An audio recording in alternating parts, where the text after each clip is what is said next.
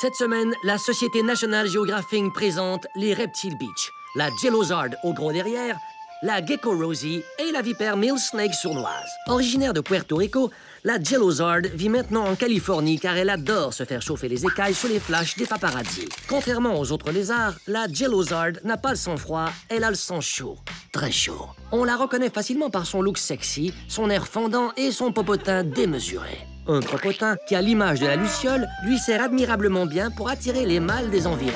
Les mâles naïfs qui ne se doutent pas qu'ils vont lui servir de repas. Ça goûte bon. La Jelozard a un instinct de reproduction tellement puissant que pour s'accoupler, elle n'hésite pas à briser un couple et à prendre les grands moyens pour voler le mâle d'une femelle compétitrice. Quand vient le temps de mettre la patte sur le lézard désiré, ce reptile a la langue bien pendue. Parlons maintenant du Gecko Rosie, une espèce de lézard unique qui ne comporte que des femelles. Vous avez bien entendu, il n'y a aucun mâle Gecko Rosie.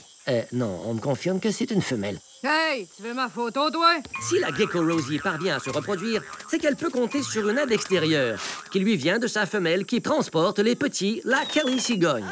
Beau couple, n'est-ce pas? Autre particularité, ce lézard aime bien se redresser, se tenir debout. Dans cette position, on l'appelle la stand-up comic. Ce lézard est très sociable. Son activité favorite, en groupe, admirer la view. Mais pour la Gecko Rosie, le danger n'est jamais loin.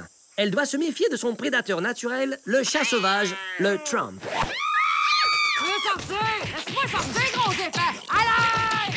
Observons maintenant la vipère Mill Snake sournoise, une espèce de serpent qui se sert de son pouvoir de séduction, de son venin, pour enjôler sa proie, le Beatles-McCartney naïf. La Mill Snake sournoise adore jouer avec sa proie pendant des mois, des années même. Pour lui tirer tout ce qu'il a, elle va même jusqu'à s'accoupler avec lui. Quand le Beatles naïf s'aperçoit que cette vipère veut n'en faire qu'une bouchée, il est déjà trop tard. Help!